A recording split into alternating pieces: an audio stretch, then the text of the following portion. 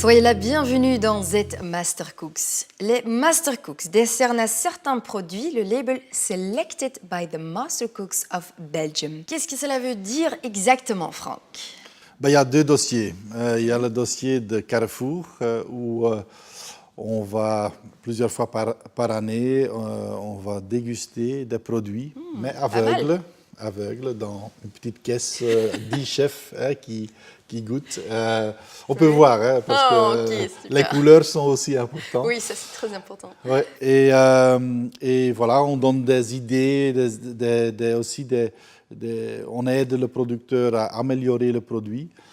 Mais si le produit est bon et on a tous ensemble décidé de donner 7 sur 10, il reçoit le label Selected by Mastercooks.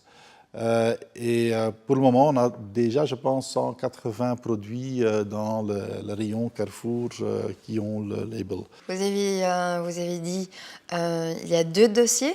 Oui, le deuxième dossier, c'est, voilà, on voit la bouteille ici de Cava. On a fait nous-mêmes avec des producteurs des produits, le Cava champagne et aussi de l'huile d'olive en Portugal. Et on est très fiers de ce produit Cava parce que c'est d'abord bio et c'est aussi sans sucre ajouté, hein, c'est zéro dosage comme on dit. Oui. Et ça c'est assez unique, la combinaison de ces deux choses en Cava. On peut dire qu'en Espagne, la chaleur fait que les vins sont déjà assez sucrés de soi-même. Et qu'il ne faut pas ajouter encore une fois du sucre. Et c'est aussi vraiment pour faire goûter à la clientèle des maîtres cuisiniers. Oui. Franck, c'est le moment d'aller au restaurant. Qui est le Mastercook d'aujourd'hui? On va chez Geert Gijsels, restaurant Anobesia à Affligem. Geert a 15 sur 20 dans Gomio. Il y a plusieurs atouts pourquoi il faut y aller. D'abord, c'est quelqu'un qui est déjà longtemps là-bas. C'est un cuisinier qui connaît son métier. Il a un petit jardin aussi où il peut aller chercher tout qu'il a besoin.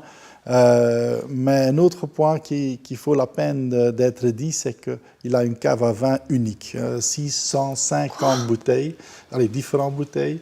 Alors, comme client, tu as le choix. Maintenant, ils peuvent vous aider parce que tous les deux, oui, c'est pas facile à choisir. Et lui-même sont très dans le vin, ils se connaissent très bien là-dedans. À ce point que aussi le whisky est une passion à eux. Ils ont 80 différents whiskies à goûter. Le mieux, c'est de prendre une chambre pas loin, là, parce que mais ça vaut la peine d'y aller en tout cas.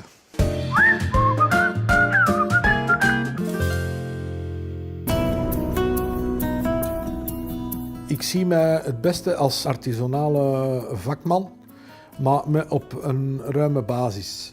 Ik wil niet in een bepaald vakje geplaatst worden, maar het is de bedoeling dat ik zelf achter mijn fornuis ga staan en dat ik alles in beweging zelf zet. Bij mij, een klant is geen nummer. Dus een klant, ik ga die mensen aanspreken per naam. Als die komen en die zeggen, ja, ik lust geen witloof of champignons of spruiten. De volgende keer dat die met hun gasten gaan komen, gaat dat niet op tafel komen. Wij proberen daar mee bezig te zijn. De beleving gaat ze bovenhand nemen. Ze willen genieten. Ze willen een bepaalde tijdperiode besteden in hun restaurant, maar ze willen daar wel optimaal van genieten. Je ziet dat in de hotelbranche. De wellness komt erbij, de mensen willen een totaal gebeuren. Innovatie is belangrijk, maar wij moeten werken vanuit onze achtergrond, onze terroir. Technieken, dat is herhaling. De keuken wordt lichter, beter verteerbaar, makkelijker in omvang. Ik heb heel graag jonge mensen. Die staan open voor meerdere dingen. Wij zitten in de streek van de Hoppenscheuten. Ik heb in mijn beginperiode enorme inspanningen gedaan om Oppenscheuten op een andere manier te brengen. Maar het oude cliënteel, Oppenscheuten, Ufpoché, ja. En jonge mensen die gaan anders gaan denken en die gaan daar meer voor openstaan voor iets anders. Om jonge mensen aan te trekken doe ik geen speciale inspanningen, omwille dat er je ziet, om de 5 jaar verandert een restaurant in feite van cliënteel. De oudere generatie wordt vervangen automatisch door de nieuwe.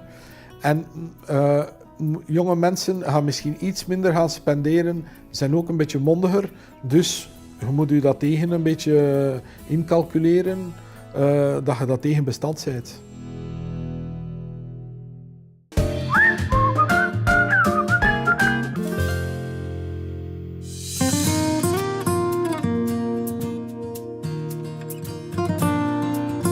Philippe, kom tot hier een keer voor te zien. Je levert al jaren de constante kwaliteit. Nu met de nieuwe milieunormen, hoe dat allemaal in zijn werking treedt. Ja, dat klopt. Ook de wensen van de consument zijn naarmate veranderd. Dat is waar. De mensen denken ook aan het verhaal duurzaamheid. Ja. En daar moeten we eigenlijk op inpikken. Waardoor wij onder andere aankopen bij bepaalde schepen op de veiling. Die traceerbaarheid. Sowieso traceerbaarheid, dat is heel belangrijk, dat is Ja. één. En ook een beetje duurzaam verantwoord. En die koude ketting wordt in feite niet doorbroken tot bij mij thuis. Nee, onze leveranciers, of in dit geval de veilingen, die hebben ook genoeg controle. Schoon zeebarbeelke, Ik weet dat veel chefs daarmee graag werken. Dat blijft zijn- een topper. edelproduct. Hè. Edel product, heel goed van smaak. Ook omdat het een grondbewoner is. De Vlam die maken al jaren reclame rond minder bekende vissoorten. Voelde dat in de verkoop? Ja, vooral wanneer ze een bepaalde vissoort tot soort van het jaar verkiezen, Ja. merken we toch een aanzienlijke verbetering in de Stijging, afzet van een bepaalde soort, gelijk als Honsai. Ja. Verkoopt tegenwoordig heel goed. Ja.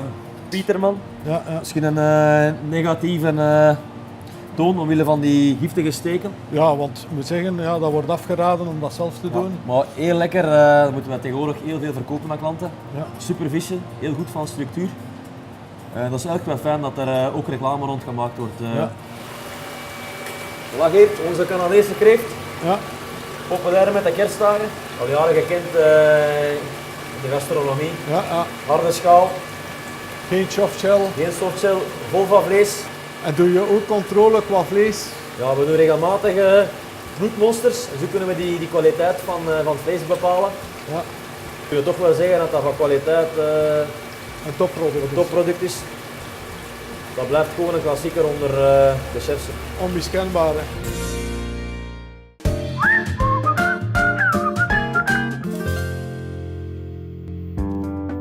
Ik ben Bart IJzerbaard, ik ben CEO van Rational België Luxemburg.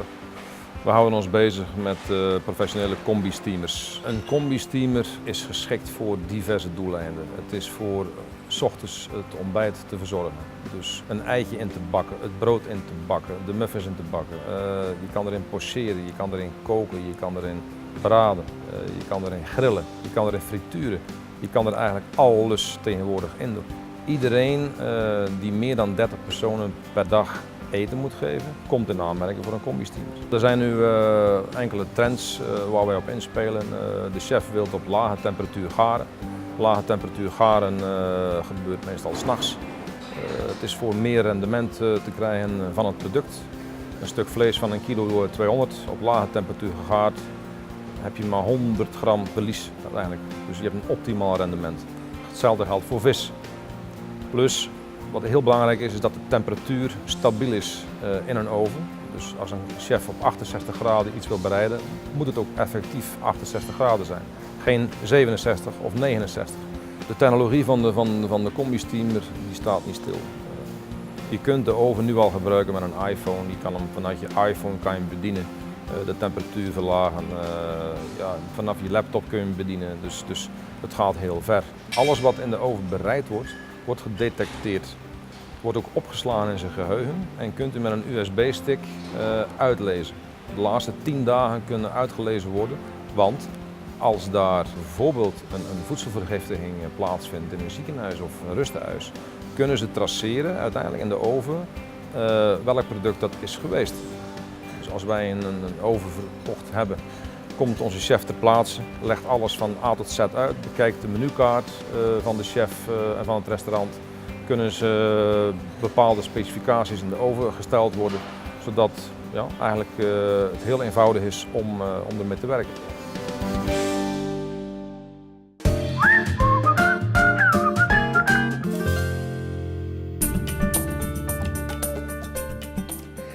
Le SNI a fait une enquête qui démontre qu'un restaurateur sur deux est victime de grivellerie. Alors la grivellerie, c'est quoi? Eh bien, ce sont des consommateurs, des clients qui partent sans payer leur addition. C'est ce qu'on appelle des piques-assiettes dans le langage des restaurateurs. C'est encore plus important lorsqu'on est cafetier, parce qu'on peut simuler d'aller fumer une cigarette et partir sans payer. Bien souvent, les restaurateurs ne réagissent pas, estimant qu'il ne faut pas déposer plainte parce que cela ne sert à rien et que les montants ne sont pas nécessairement élevés. C'est une erreur, parce que bien souvent, les piques-assiettes opèrent dans une même région et donc simplement une description vague de la personne permettrait à la police d'identifier éventuellement le pique-assiette et donc d'arrêter ses méfaits. Sachez simplement que ne pas porter plainte, eh bien c'est faire le jeu du pique-assiette et vous lui permettez de cette façon-là de récidiver sans aucun problème. Donc nous rappelons qu'il faut déposer plainte indépendamment de l'importance du vol dont vous êtes victime.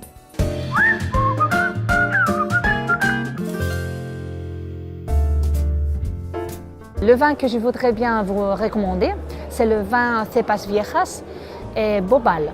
C'est un vin qui est un monocépage Bobal. C'est un cépage unique qu'on trouve juste dans la région, dans cette région, dans le sud-ouest d'Espagne. C'est un vin qui exprime très bien la personnalité de la Bobal. C'est un vin très fruité, avec une acidité très particulière de la Bobal, et qui est le passage de la barrique a adouci le tanin, parce que c'est une variété assez tannique, mais ces 8 mois de passage, ça adoucit, donc c'est très structuré, très agréable, très facile à boire. Avec le Cepas Viejas Bobal, on peut manger la viande grillée. Moi, je pense que le côté grillé de la viande, ça va aller très bien avec un vin de Bobal. Et c'est un vin qui est très spécial pour nous.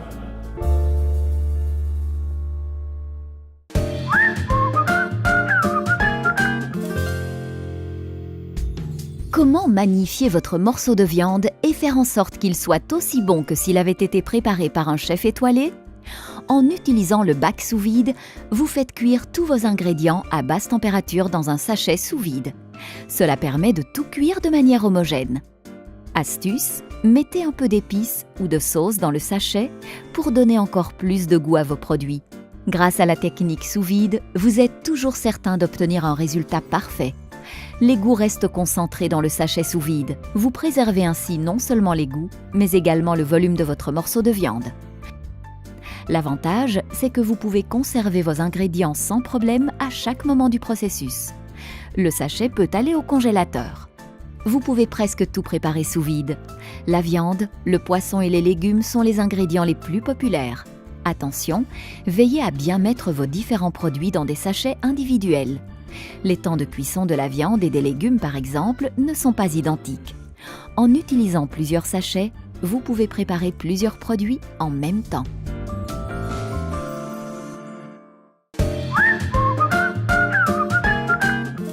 L'heure de cuisiner a sonné. Aujourd'hui, notre invité est Mario Holzem du Créatif Culinaire Atelier. Mario Holzem? Ouais, Mario, c'est un peu un nom bizarre peut-être pour savoir qu'est-ce qu'il fait. Il fait surtout des événements, du catering comme on dit. Il travaille sur plusieurs places, l'abbaye d'Erkenrode, Hangar 58, aussi à Bokrijk. Il a des événements, des fêtes qu'il organise. C'est quelqu'un qui travaille fort sur les acidités, la fraîcheur dans les plats. Et quand il crée un menu, il regarde toujours que les plats n'ont pas plus que 6 à 7 étapes à faire, travail à faire pour le créer. Normalement, c'est plus. Ça dépend du restaurateur, du chef. Il y en a qui vont même plus en plus, parce qu'ils veulent aller focuser sur la cuisine simple. Mais il y en a aussi qui vont vers 20 étapes. Et alors, c'est un grand boulot, il faut beaucoup de mains. Oui. Voilà Mario Holzem.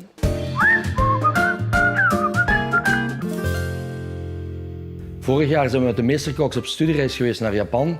Vandaag ga ik een gerechtje bereiden met Belgische en Japanse producten. De eerste bereiding die we gaan maken is een dashi bouillon. We hebben daarvoor nodig bonito vlokken en kombuwier. Het eerste wat we gaan doen is het kombuwier koken, maximaal 15 minuutjes. We gaan de coquilles openmaken. Verder gaan we snijden nu de ui, de wortel en wat knoflook voor de mosselen zelfs op een klassieke manier te bereiden. 2 bereidingen van het Belgisch goud, het witloof, rauw en gestoofd. De rest van het witloof gaan we eminceren of heel fijn snijden.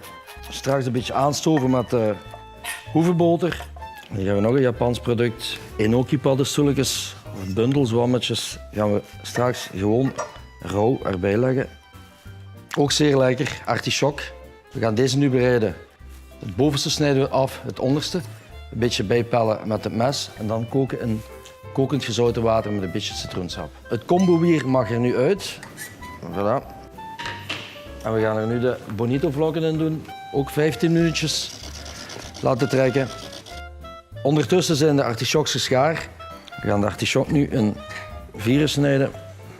Dan het overtollige hooi eruit en de harde blaadjes. De bonito vlokken gaan we eruit zeven.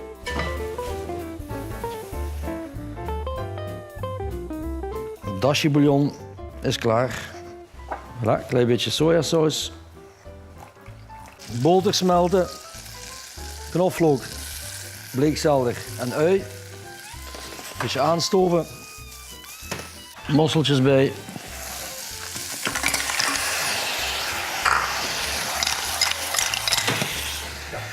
Kookvocht van de mosselen bij de kippenbouillon.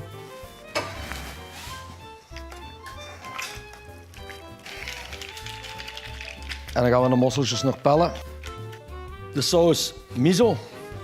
Dit is witte miso, gemaakt van gefermenteerde sojabonen. We gaan hier 2 lepeltjes van in het potje doen. En mag ook nog bij lekkere Belgische gezouten hoevenboter. We gaan het een beetje opwarmen. Nu is het alleen nog afwerken. Wat moeten we nog doen? Onze coquilles bakken, witloof bakken en ons bordje afmaken. En we kunnen gaan beginnen het dresseren van het bord.